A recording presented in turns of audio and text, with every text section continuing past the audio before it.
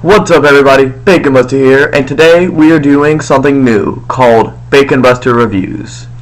You see, in my channel art for a while I've said that I do reviews, but I haven't done one yet. So I'm going to change that. Every time I finish a Let's Play of a game such as Undertale, I will review it.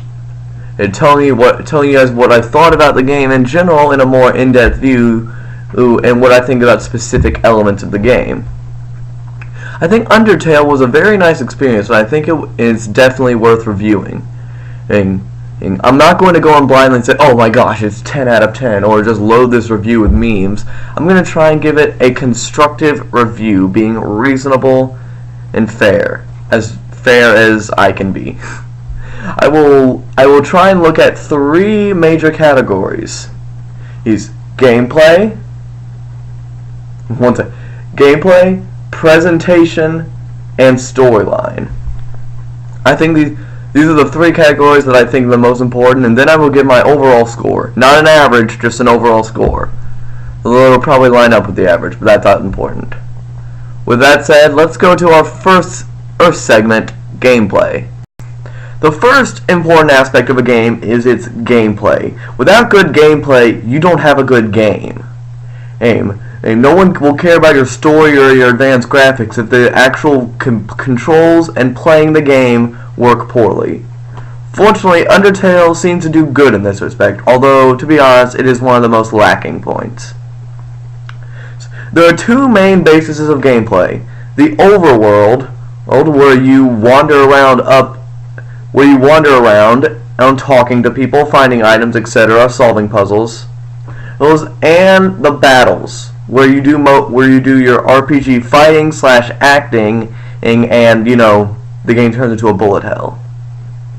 To be honest, that's one of the negatives of the game. While the bullet hell can be enjoyable, and sometimes it makes some bosses like Undyne and pretty fun to fight, it can just get infuriating, like flat out infuriating, not fun. Just flat out infuriating. Case in point, the Omega Flowey boss fight. Which, by the way, I called him Omega Flowey throughout most of the game without realizing that was only the name for his final form and not just the name for the cute little flower. The battles themselves, while fun and creative, can be kind of annoying when you get a lot of enemies at once ganging up on you with the most bullet hell attacks. In the game, and in the overworld when you're solving puzzles, or even in the game when you're trying to spare an enemy instead of kill them, which the game gives you the option to do that, and that's nice. It leads to different story changes, but the game's not always clear on what you're supposed to do. You have to find out for yourself, and sometimes you find out the hard way, like killing Toriel. Still, it in itself is really well made. I have to hand it to the developers for actually making a bullet hell game that didn't feel completely unfair. It felt a little unfair, but not completely.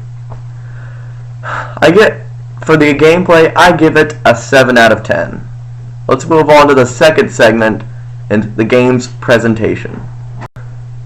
Now we move on to the second aspect of the game, presentation, which is what I literally just said. What does presentation mean? Well, I take it to mean the appearance and overall feel of the game. Its graphics, its music, the little nuances. Well, first the graphics. They aren't anything special. I mean, yeah, they're pixelated 8-bit, meant to reminisce of the old days RPGs, such as Earthbound and Mother. Wait, they're like the same series, but different names. The style complements a game like this, from the vibrantly colored overworld to the black and white of the battlefield, which makes it, when the battlefield turns colored, even cooler. And sometimes the colors mean certain things. Basically, the incorporation of colors to mean certain things and to convey the atmosphere, or as well as what you have to do to proceed, is very interesting. But I think the graphics, they're not anything special, but the best part of this game is the soundtrack. Oh my gosh. Just go on YouTube, search Undertale OST, and almost anything, I say almost because you might not click with a few songs, but I swear almost anything will get you either pumped up, relaxed, or in the feels. The soundtrack does its job beautifully, from the boss themes to the boss themes, to just the battle themes, to just the overworld, to the cutscenes. Everything just flows so perfectly just because of the soundtrack. I might be overrating it here, but I don't care. Just because of the soundtrack alone, if you ask me, the game's presentation gets a 10 out of 10. Well, this is relatively short. Let's get on to our final segment, and what makes the game special, its story. Everyone everywhere is raving about how deep and emotional this game's storyline is. And I would be lying if I didn't say they were pretty right. Now, obviously there are spoilers ahead. I should have probably said at the beginning of the video. So I'm going to probably sort of just summarize it. You are the child, Frisk. You name your character at the beginning of the game, but you're still named Frisk. You meet Toil, caretaker of the ruins, but end up leaving the ruins to go find your home, to go back to the surface where the humans live. You meet a lot of colorful characters along the way, and you do a lot of things. Whether good or bad is up to you.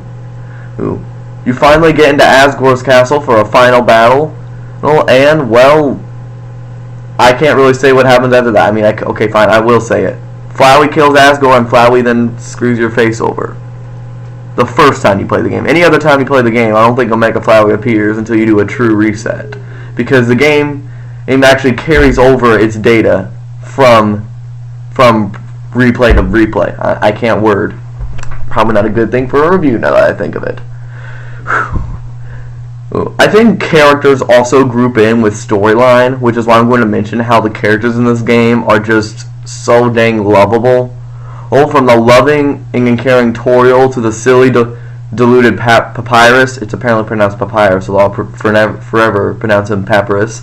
It's to the pun-making Sans, to the socially awkward Alphys, to the comically heroic Undyne. All the characters just, in some way or some form, just entertain you. And then there's the psychotic and murderous Flowey. He's there too. I will say, however, that the story still wasn't my favorite part of the game.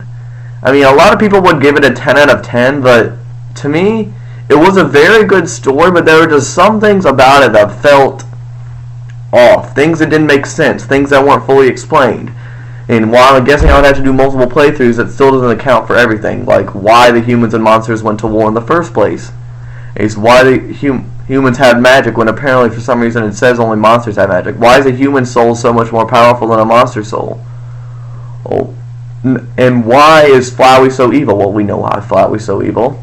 Well, it's because he's actually, spoiler alert, possessed by sort of, kind of, not really possessed by Azrael, but still doesn't have a soul for some reason. It doesn't really make sense. And due to these little things that sort of unhinge you from what otherwise is a beautifully written and entertaining to play through story, it gets a 9 out of 10. Close to perfect, but almost. So, what does this mean for the game overall? So, to sum it all up, the game is very, very good. Great, in fact, but not perfect. I forgot to mention the gameplay part, or about the controls, how sometimes they feel awkward when you're moving around with your keys. That's why for late game, for a lot of the bullet hell segments, I used a controller just so I could use this analog stick.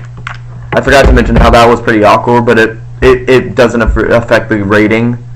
Well, it does, but I already tied it in.